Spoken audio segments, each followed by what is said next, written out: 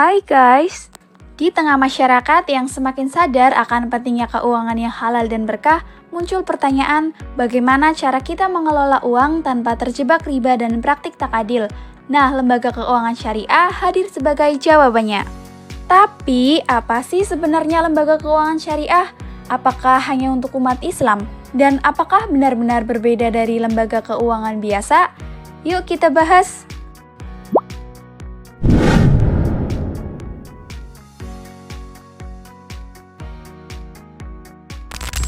Lembaga keuangan syariah adalah institusi keuangan yang seluruh aktivitasnya dijalankan sesuai dengan prinsip-prinsip syariah Islam. Dalam praktiknya, mereka menghindari riba atau bunga karena dianggap merugikan salah satu pihak. Lalu ada gharar atau ketidakjelasan, seperti jual beli yang tidak jelas barang atau harganya. Yang terakhir ada maisir atau judi, yaitu transaksi yang bersifat spekulatif dan merugikan. Prinsip utama yang dijunjung tinggi adalah keadilan, kejujuran, dan saling ridho antara pihak-pihak yang bertransaksi. Jadi, bukan hanya halal secara hukum Islam, tapi juga sehat secara ekonomi.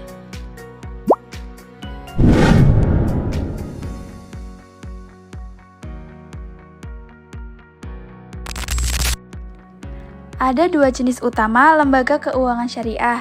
Yang pertama ada lembaga keuangan bank syariah. Contohnya Bank Syariah Indonesia, Bank Muamalat, atau BCA Syariah. Mereka memberikan layanan seperti tabungan, pembiayaan, dan investasi berdasarkan akad-akad syariah. Yang kedua, lembaga keuangan non-bank syariah. Ini termasuk koperasi syariah, BMT, pegadaian syariah, asuransi syariah, dan lembaga zakat.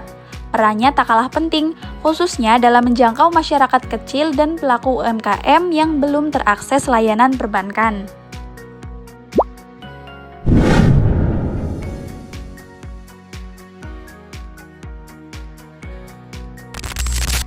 Nah, produk atau layanan lembaga keuangan syariah juga banyak banget loh. Yang pertama, salah satunya ada tabungan mudharabah, di mana nasabah dan bank berbagi keuntungan.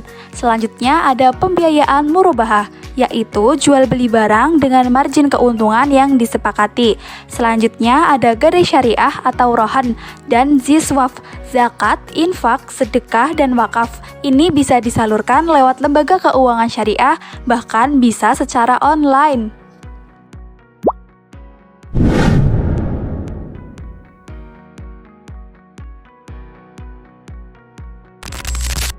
Lembaga keuangan syariah punya peran besar dalam mendorong ekonomi masyarakat.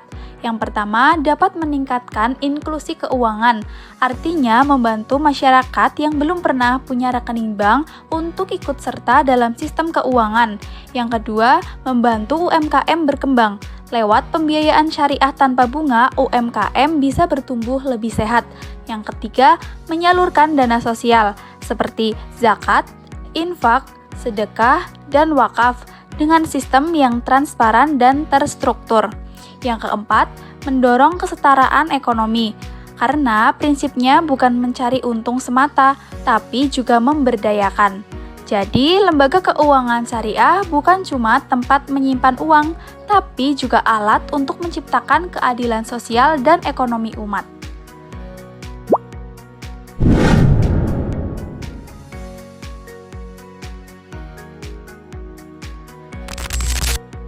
Siapa sih yang bisa pakai layanan syariah? Kalian pernah dengar nggak pertanyaan seperti itu? Atau bahkan kalian yang mempertanyakan? Yuk kita bahas. Oke, jadi layanan keuangan syariah bukan cuma untuk umat Islam. Sistem ini bisa digunakan siapa saja asal ingin bertransaksi secara adil, transparan, dan bebas riba. Bahkan di beberapa negara non-muslim, sistem keuangan syariah mulai diterapkan karena dianggap lebih stabil dan etis.